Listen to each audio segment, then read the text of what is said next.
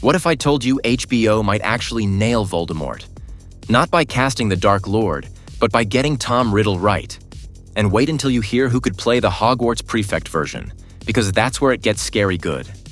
Let's get into it. Right now, all the conversation is about adult Voldemort. You've probably seen the rumors floating around about Paul Bettany or even Cillian Murphy stepping into the role. Cool, sure, but honestly, that's not the real challenge. The real challenge is Tom Riddle. Because here's the thing, the movies barely scratch the surface. If you look back at Harry Potter and the Half-Blood Prince, we got fragments. A couple of memories, a quick orphanage scene, that's it. The entire Riddle family storyline? Basically gone. His psychological evolution? Skipped. But the books, especially Harry Potter and the Half-Blood Prince, go deep. Like really deep. We see where he comes from, how he thinks, how he manipulates people from a very young age. And that's exactly where the HBO series has a massive advantage. Time. This show isn't limited to a 2-hour runtime. It can actually sit in those uncomfortable moments. It can build Tom Riddle slowly, layer by layer. And let's be real, that's what fans have been asking for forever.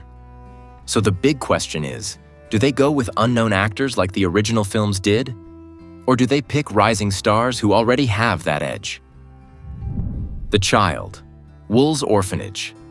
This is probably the most underrated version of Tom Riddle, and at the same time, it might be the most important one to get right.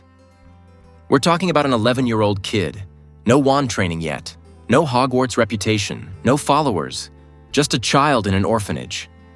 And somehow, this version of Riddle is already disturbing. When you read the orphanage scene in Harry Potter and the Half-Blood Prince, what stands out isn't that he's openly evil.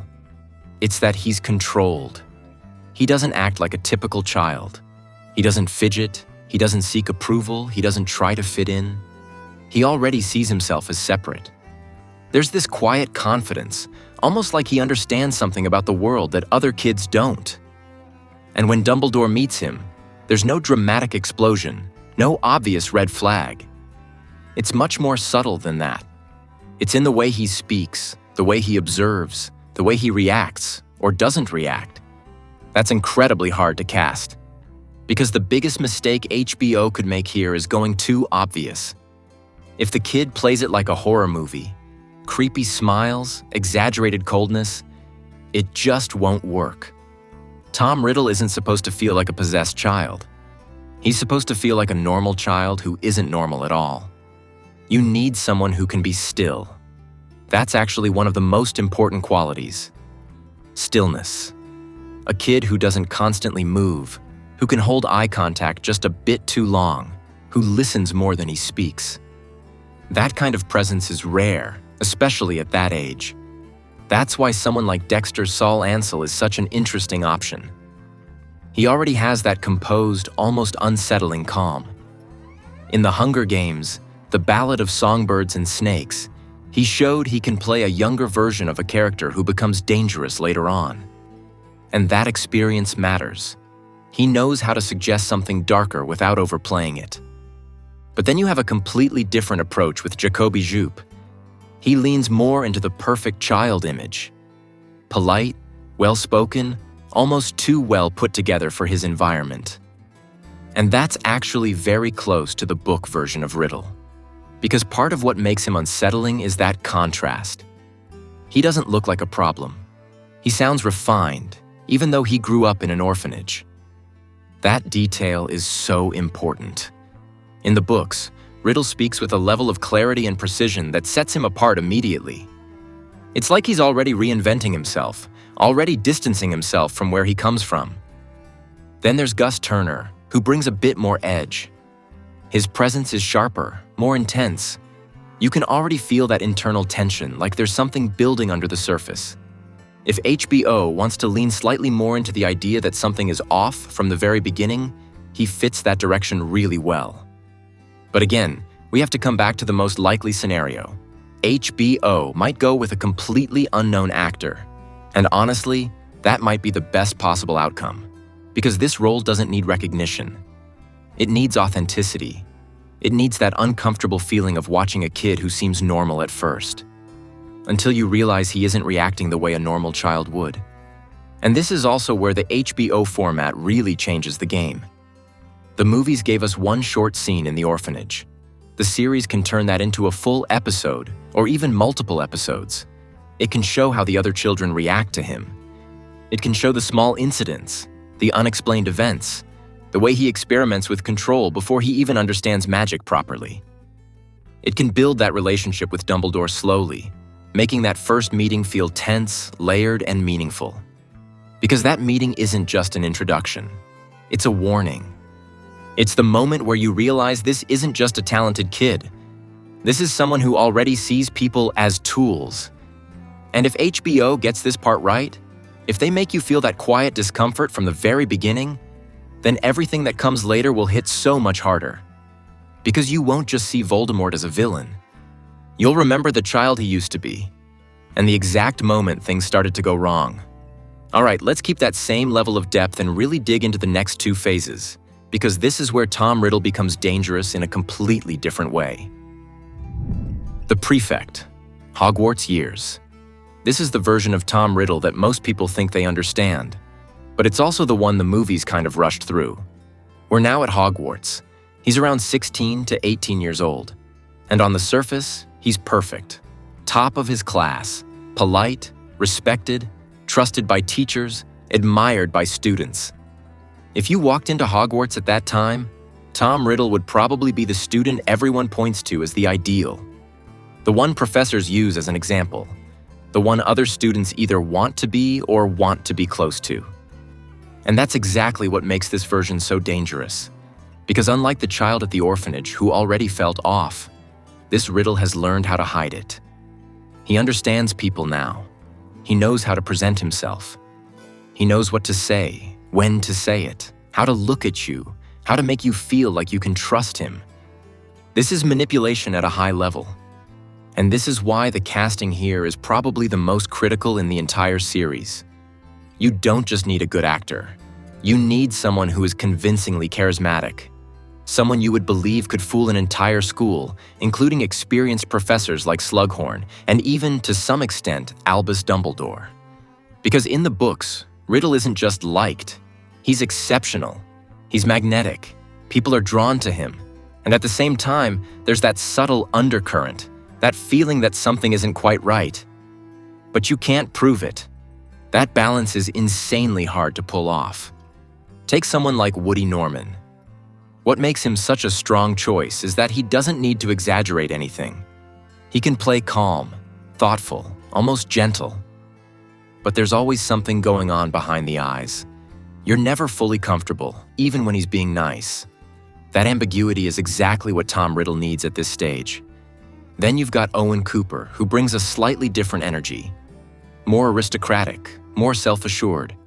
He feels like someone who already believes he's above everyone else but doesn't need to say it out loud. That quiet superiority fits perfectly with the idea of Riddle building his first circle of followers. Because let's not forget, this is also the period where he's not alone anymore. This is where the future Death Eaters begin to form around him. Not because he forces them, but because they choose him. That's a key detail the HBO series can finally explore properly. The dynamic, the influence, the way he pulls people in, not through fear yet, but through admiration and curiosity. Someone like Jude Hill could lean into that charm even more. He has that natural warmth, that easy smile that instantly makes him likable. And that's powerful, because it creates contrast. When that warmth disappears, even for a second, it hits harder. Toby Wolfe fits right into that classic Hogwarts aesthetic. He has that timeless look, like he belongs in that era. And more importantly, he can switch quickly. One moment approachable, the next completely closed off. And then there's Billy Jenkins, who already understands what it means to play someone shaped by legacy and expectation, especially from his time on the Crown.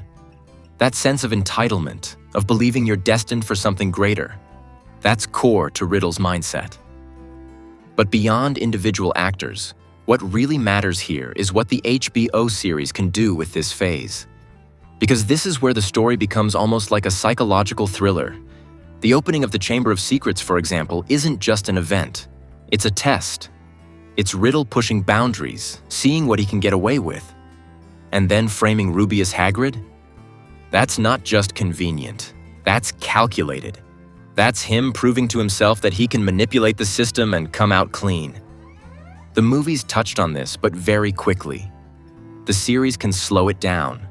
Show the steps. Show the lies being built, the tension rising, the risk increasing. And that's what will make this version of Riddle truly unsettling.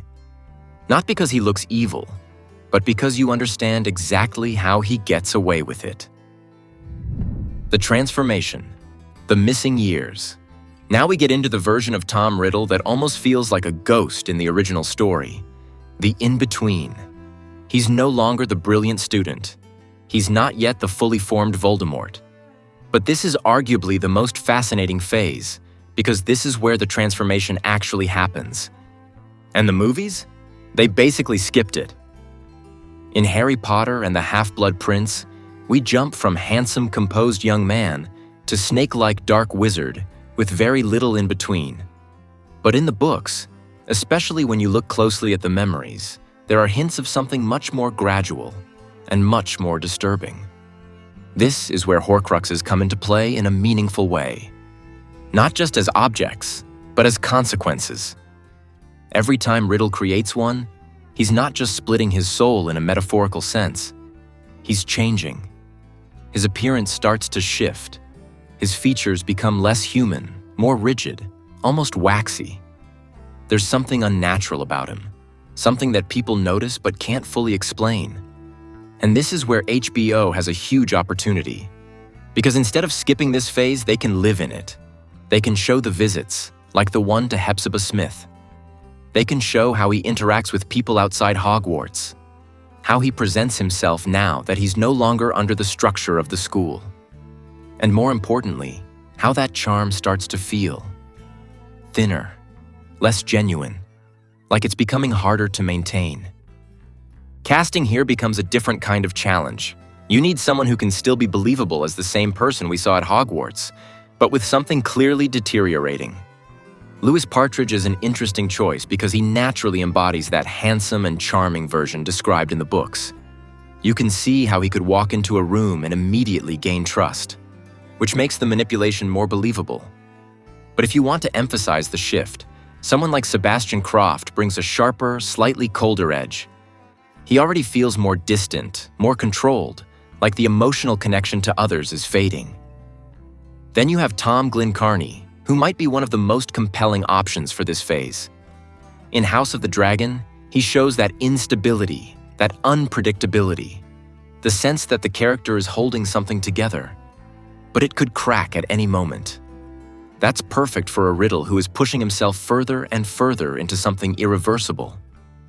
Fabienne Frankel could take a more restrained approach, less explosive, more controlled descent, the kind where the change is subtle but constant, like a slow erosion of humanity. And then there's the wild card, Leo Woodall. He brings a bit more modern screen presence, a bit more star power. HBO might be tempted to go in that direction to anchor this phase with a recognizable face. But beyond casting, what really matters here is how the transformation is portrayed. Because this isn't just physical. This is the point where Tom Riddle stops pretending to be human in the way he used to. The connections he built at Hogwarts, they don't matter anymore. The charm, it becomes a tool, not a personality. And this is also where the series can visually show something the movies barely touched: the cost of becoming Voldemort. Not just in terms of appearance, but in terms of presence. The way people react to him, the way the atmosphere changes when he enters a room, the way even allies might feel uneasy around him. If HBO takes its time here, really shows each step, each choice, each consequence, this phase could end up being the most haunting part of the entire story. Because you're not just watching a villain rise, you're watching someone deliberately erase what's left of himself, piece by piece. So now I want to hear from you. Do you think HBO should go with unknown actors or rising stars? And which version of Tom Riddle are you most excited to see? The child, the prefect, or the transformation? Drop your picks in the comments. Don't forget to like, subscribe, and turn on notifications if you want more deep dives like this. Thanks for watching, and I'll see you next time. Peace.